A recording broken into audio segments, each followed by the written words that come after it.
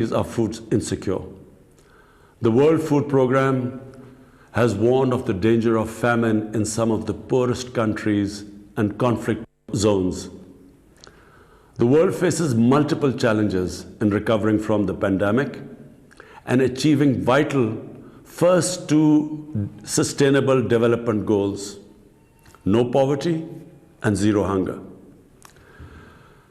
There is lack of financing, shortage of investment, trade distortions, unsustainable production and consumption patterns, degradation of agricultural lands and forests, an impending water crisis, loss of biodiversity, and polluted rivers and oceans. We need a revolution in our vision of our future.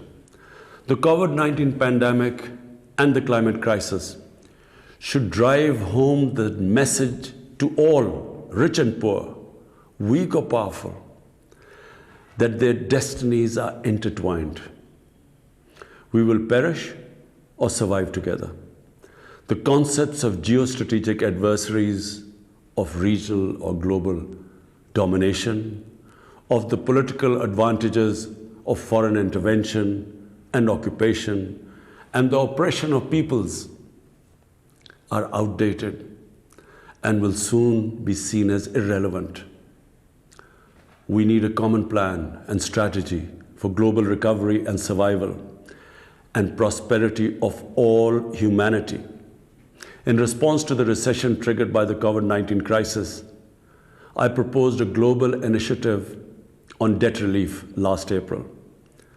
The debt suspension announced by the G20 and the emergency lending programs of the World Bank, IMF, and others have provided some breathing space. But according to the latest estimates, the developing countries need $4.3 trillion to recover from the pandemic and achieve the SDGs.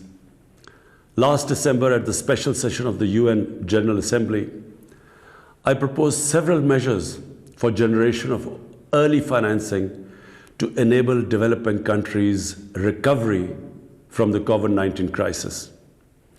These steps include comprehensive debt relief and restructuring, the creation of $500 million in SDRs, larger concessional financing, and measures to halt and recover illicit financial flows from developing countries to haven destinations and to richer countries.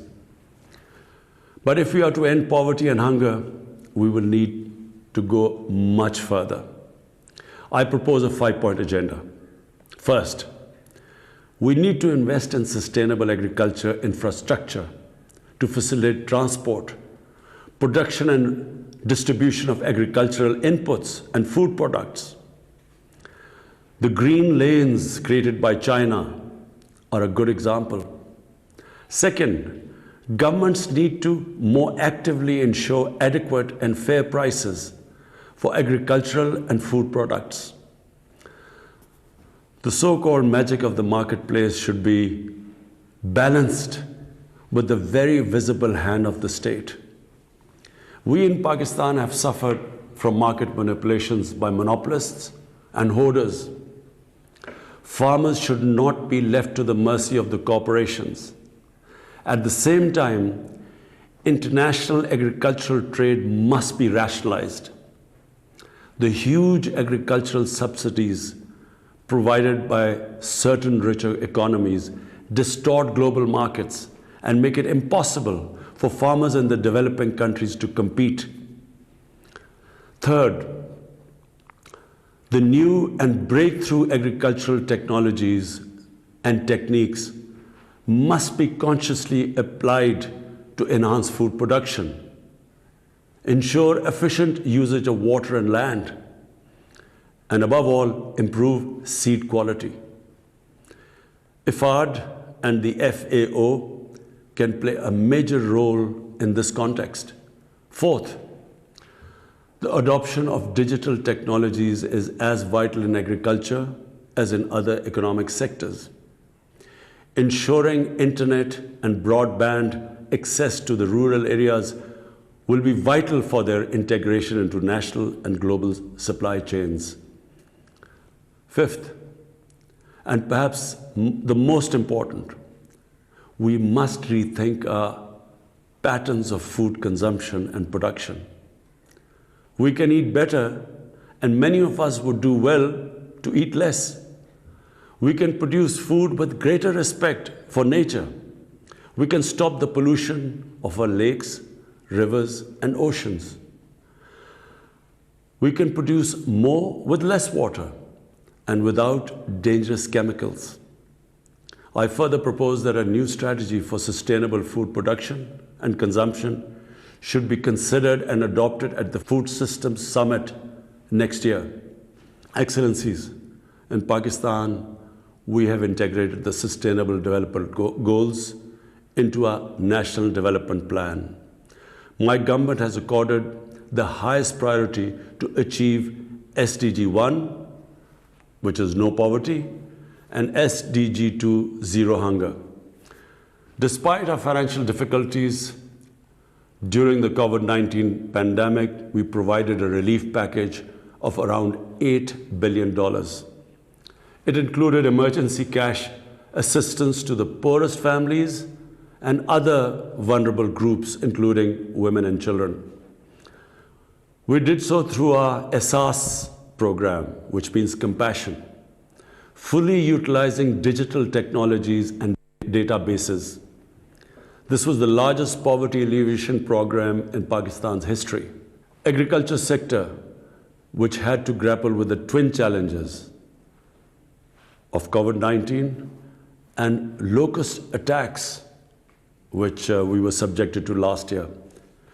But it continues to have my utmost attention. Budgetary allocation has been increased almost 3 times. Growth target for the current year has been set at 3.5%. We are also engaged in one of the largest reforestation programs in the world. We plan to plant 10 billion trees over the next 3 years.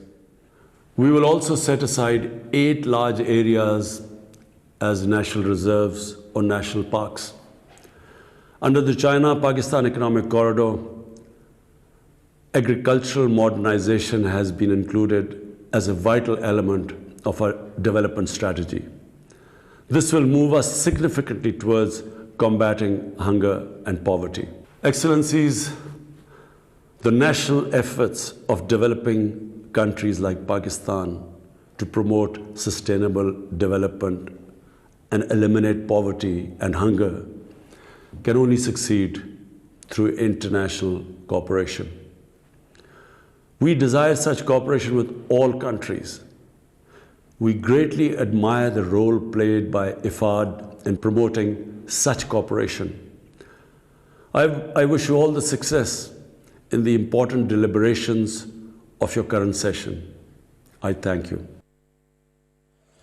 वज़ीराज़म Imran Khan का governing council इजलास से virtual खिताब ban अलाक़वामी ज़रई तरक्कियाती fund के ज़ेर एहतमाम इसका इनेकाद किया गया था।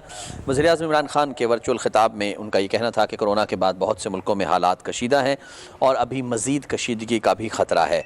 ज़राअत इंसानी बका के लिए, क़हत से बचाव के लिए बेहद ज़रूरी है। 10 करोड़ बच्चे ग़िज़ाई क़िल्लत के बाइस मसाइल का शिकार हो जाते हैं। हमें मुस्तक़बिल के चैलेंजेस से निमटने के लिए मनसूबा बंदी की ज़रूरत है। 5 निकाती एजेंडा उन्होंने दिया जिससे बचा जा सकता है। ज़रई तरक्की में बेहतरी लानी है, इंफ्रास्ट्रक्चर को बेहतर करना है, कीमतों को, खुराक की कीमतों को मद्देनज़र रखना है और उसके साथ साथ ज़रई पैदावार को बढ़ाना है। डिजिटल टेक्नोलॉजी को ज़राअत में इंट्रोड्यूस करवाना है ताकि ज़्यादा से ज़्यादा पैदावार ले सकें।